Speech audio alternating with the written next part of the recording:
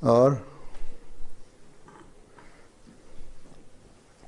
پیارے حضور، میرا سوال تھا کہ آپ بہت یعنی کہ دوروں پہ بھی جاتے ہیں اور ویسے بھی آپ یعنی کہ کام آپ بہت زیادہ کرتے ہیں، تو میرا یہ سوال تھا کہ اگر آپ کی تقریریں ہوتی ہیں یا جو خطبات ہوتے ہیں ان کی تیاری آپ کیسے کرتے ہیں؟ کیونکہ ہم تھوڑا بھی کام ہو تو ہم تو سٹریس میں آ جاتے ہیں، تو اچھا، بس یہی فرق ہے. اسٹریس میں آنے کے باوجود میں کر لیتا ہوں اللہ کے فضل سے.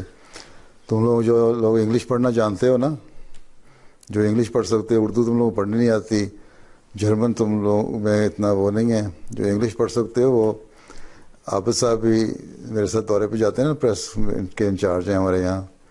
وہ اپنی پرسنل اکاؤنٹ کے نام سے ایک ڈائری لکھتے ہیں. انہوں نے پیچھے جرمنی کے سفر کی بھی 3 قسطوں میں ڈائری لکھی ہے. وہ تم پڑھ لینا تو تمہیں پتہ بھی لگ جائے گا. باقی یہ ہے کہ خطبے، تقریریں وغیرہ، نوٹس وغیرہ اسی دوران وقت نکال کے میں آپ ہی بنا لیتا ہوں اللہ کے فضل سے. کچھ تمہارے سوالوں کے اس میں جواب بھی آ جائیں گے اگر تمہیں پڑھنی آتی ہے انگلش تو. ٹھیک، بس پڑھو، ڈائری پڑھ لینا. اب تو میرا خیال اسلام پہ بھی ہو گئی ہو.